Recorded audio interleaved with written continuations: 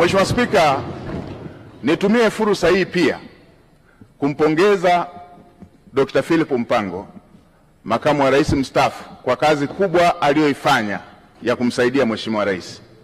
Tutamkumbuka kwa unyenyekevu wake, kwa maono yake na usaidizi wake uliojaa utii.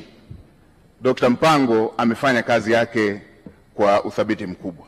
Nitumie fursa hii pia kumpongeza Mheshimiwa Kassim Majaliwa, waziri mkuu mstaafu.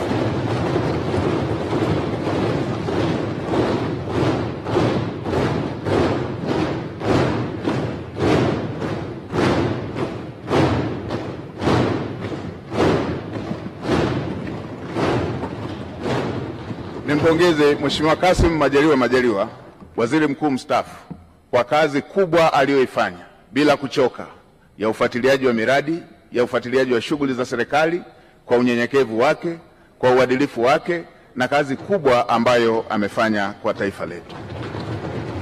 Naamini kila Mtanzania anatambua jitihada alizofanya katika kumsaidia Mheshimiwa Rais. Mheshimiwa Spika, baada ya maneno hayo ya utangulizi, niruhusu niseme nawashukuru sana waheshimiwa wabunge kwa imani hii kubwa mliofanya ya kuthibitisha jina langu. Asanteni sana. Mmenipa faraja na mmenipa deni kwa imani hiyo kubwa mlionipatia. Niwaahidi tutashirikiana nanyi, serikali itashirikiana nanyi, itapokea maoni yenu, itapokea hoja zenu, tutawasikiliza. Na Mheshimiwa Spika, niseme tutawasikiliza bila ubaguzi, hata walio wachache watakuwa na fursa sawa, kwa sababu bunge lako ni bunge moja. Mheshimiwa Spika, baada ya maneno hayo ya utangulizi, niseme tu tuko na kazi kubwa mbele yetu. Natambua ukubwa wa kazi iliyo mbele yetu. Kazi kubwa kwa nafasi niliyopewa, lakini kazi kubwa ya serikali, lakini kazi kubwa kwa Watanzania wote. Mheshimiwa Spika, nchi yetu chini ya uongozi wa Dr. Samia Suluhu Hassan hivi majuzi ilitunga dira mpya ya 2025-2050, na awamu ya pili ya serikali ya awamu ya 6 ndio itakuwa awamu ya kwanza ya kutekeleza dira mpya.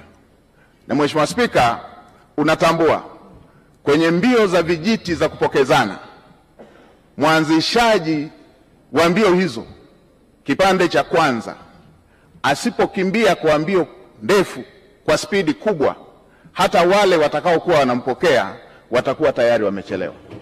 Sasa serikali ya awamu ya 6 kwa awamu ya pili ndio inaanzisha utekelezaji wa dira ya 2025-2050. Mheshimiwa Spika, dira hiyo imebeba matarajio na matumaini makubwa ya Watanzania. Dira hiyo imebeba matumaini makubwa ya vijana ambao ndio hasa walengwa wa dira hiyo. Mheshimiwa Spika, tuna kazi kubwa ya kuanza vizuri kwenye utekelezaji wa dira hiyo, huku tukimalizia viporo vilivyokuwa havijakamilika kwenye dira ya 2025. Mheshimiwa Spika, natambua pia ilani ya uchaguzi ya CCM ambayo imejumuisha masuala yote ambayo ni kero kwa Watanzania katika maeneo mbalimbali. Na nilikuwa nafuatilia hata kampeni za uchaguzi, na ninyi waheshimiwa wabunge, kila eneo mlikuwa mkijiaziliza yale ambayo yapo kwenye ilani, ambayo ni mahitaji ya Watanzania katika maeneo yenu. Ilani hiyo imebeba matumaini makubwa ya Tanzania, na hasa kwa kuzingatia kwamba Dr. Samia Suluhu Hassan amejitambulisha kuwa ni rais wa matokeo, rais wa matokeo ya haraka, rais anayetatua matatizo ya Tanzania. Kwenye maeneo ambayo amepokea vijiji vikiwa havijapata umeme, ndani ya muda mfupi alimalizia vijiji vyote vikapata umeme. Watanzania wanatarajia takriban vitongoji 28,000 ambavyo havijapata umeme sasa vikapata umeme. Hayo ni mambo makubwa ambayo yanasubiriwa na Watanzania katika kipindi hiki kinachofuata. Si hivyo tu, Mheshimiwa Rais, ametoa ahadi kupitia ilani ya uchaguzi kushughulikia tatizo la ajira kwa vijana, takriban kutengeneza ajira zisizopungua milioni 8 kwa ajili ya vijana wa Kitanzania. Hii ni kazi kubwa ambayo tutafanyia uratibu, usimamizi kuweza kuhakikisha kwamba ndoto ya Mheshimiwa Rais ya Watanzania wa vijana wetu kupata ajira inatimia. Tutaratibu mpango mkakati ndani ya serikali na kushirikisha sekta binafsi kuweza kuhakikisha kwamba dira hiyo ya Mheshimiwa Rais ya kutengeneza ajira zisizopungua milioni 8 inakwenda kutimia. Mheshimiwa Spika, pamoja na Tanzania kuwa nchi tajiri, bado tuna asilimia isiyopungua 8 ya Watanzania, asilimia 8 ya Watanzania wanaoishi katika umaskini wa kupindukia. Tuna takribani asilimia 26 ya Watanzania wanaoishi kwenye umaskini wa kipato. Niwakumbushe Watanzania, mimi umaskini wa Watanzania sijausoma kwenye kitabu, nimeuishi. Na Mheshimiwa Spika, katika maisha yangu haya, katika umri wangu huu, miaka takribani 32 nimeishi katika maisha hayo ya umaskini. Nimeishi katika maisha ambayo, kwa wale wanaokumbuka, kule vijijini mama zetu, dada zetu wakivaa gauni huwa wanajifunga nguo kiunoni. Ile nguo anayojifunga dada yangu, ile nguo anayojifunga shemeji yangu ndio ilikuwa nguo yangu ya kujifunika. Kwa hiyo kabla hajamaliza shughuli zake za kila siku, silali mpaka akalale ili nipate shuka ya kujifunika. Na asubuhi kabla hajaanza kazi lazima niamke ili ile nguo niliyojifunika ndio yeye iwe nguo ya kujifunga ili aweze kuanza majukumu yake. Ninatambua mazingira ya kulala, unaenda kuchunga, ukirudi nyumba nzima inavuja, na utakapolala inabidi ujifunike ile ngozi ili matone yale yanayoendelea kuvuja angalau yatue kwenye ngozi. Na yatambua maisha hayo. Natambua mnaenda kula pamoja na watoto wote rika mbalimbali, mko takriban 20 kwenye chungu kimoja cha mboga, chungu kimoja cha sahani moja ya ugali. Inabidi utangulize kuanza kula ugali mwingine bila mboga, kwa sababu ukisubiria mikono ya kwenye mboga iishe ndio na chakula kitakuwa kimeisha. Na natambua matatizo haya ya ajira ambayo Mheshimiwa Rais anayaongelea. Natambua maumivu ya kusoma kwa shida na ukasubiria ajira ukiwa umekosa. Natambua dira hiyo ambayo Mheshimiwa Rais anataka awapatie vijana takriban milioni 8 ajira. Natambua maumivu yake. Nilipomaliza chuo nimefanya kazi ya kubeba zege kwenye kiwanda cha matofali ili upate kipato cha siku, na mke wangu akiwa anapika mamalishe, na wakati mwingine wakati anawagawia wabeba zege wenzangu wengine walikuwa wanatoa maneno makali. Natambua adha hiyo. Niwahakikishie Watanzania hasa wa mazingira ya chini watasikilizwa kwenye kila ofisi ya umma.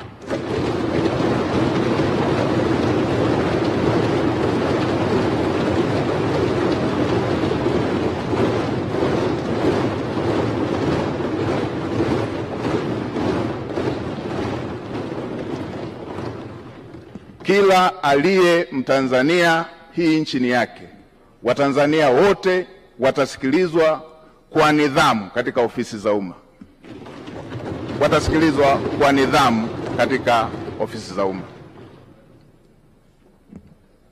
Watanzania watafikisha kero zao, na watumishi wa umma watakwenda kwenye makazi, kwenye maeneo ya Watanzania kutatua kero za Watanzania.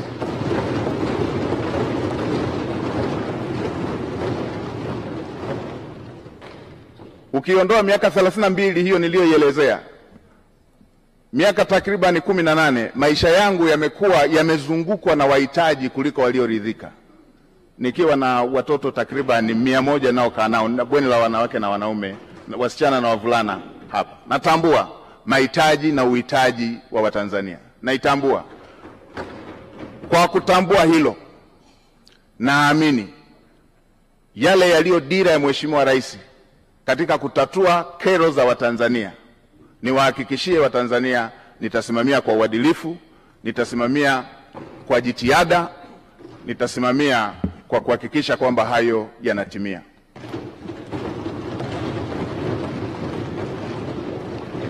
Kwa kuzingatia kazi kubwa hiyo iliyoko mbele yetu niliyoisema, kwa kuzingatia kazi kubwa iliyoko mbele yetu niliyoisema, watumishi wa umma na Watanzania sote tuwe tayari. Lazima tuende kwa gia ya kupandia mlima.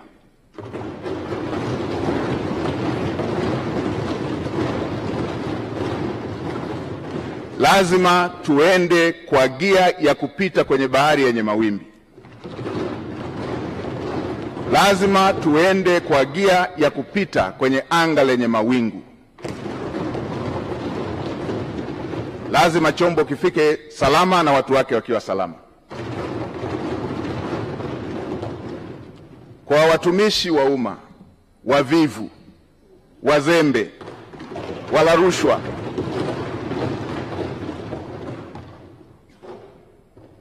na wenye lugha mbaya kwa Watanzania, tuwe tayari.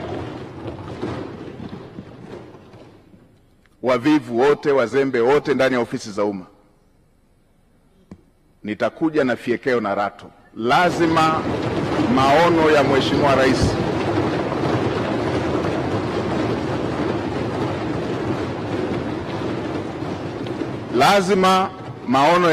Rais ahadi ambazo Mheshimiwa Rais amewaahidi Watanzania lazima zitekelezwe.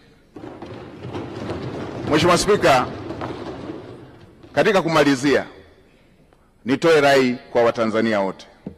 Haya yote ambayo tunayaongea, yale yote yaliyoongelewa kwenye dira, yale yote yaliyoongelewa kwenye ilani ya uchaguzi, yale yote tulio na matamanio nayo, yale yote yaliyo ahadi ya Mheshimiwa Rais pamoja na makamu wa rais, yale yote yaliyo ahadi zenu waheshimiwa wabunge, yatatimia tu kama tutaendelea kumtanguliza Mungu katika mambo yetu kama taifa, na kama taifa letu litakuwa na amani, kama taifa letu litakuwa taifa lenye amani. Yatatimia tu kama tutaendelea kumtanguliza Mungu katika mambo yetu kama taifa, na kama taifa lina hali ya amani. Bila amani,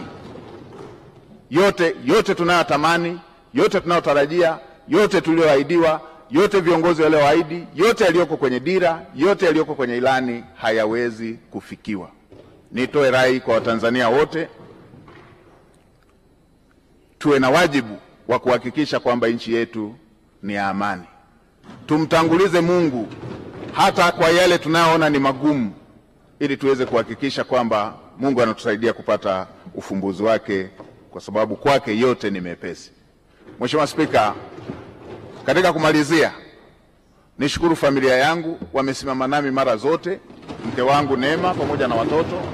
Niwashukuru wananchi wa jimbo la Iramba, niwashukuru sana wananchi wa jimbo la Iramba, kwa sababu pasipo wao kunichagua nisingepata sifa leo ya kupendekezwa kuwa waziri mkuu. Asanteni sana wana Iramba, asanteni sana Watanzania wote. Mheshimiwa Spika, nakushukuru kwa mara nyingine. Asante sana kwa kunipa nafasi.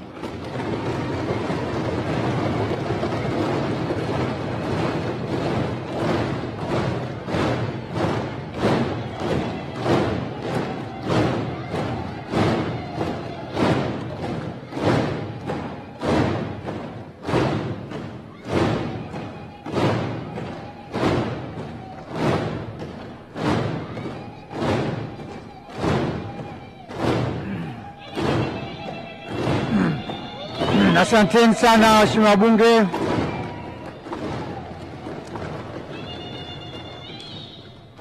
Katibu.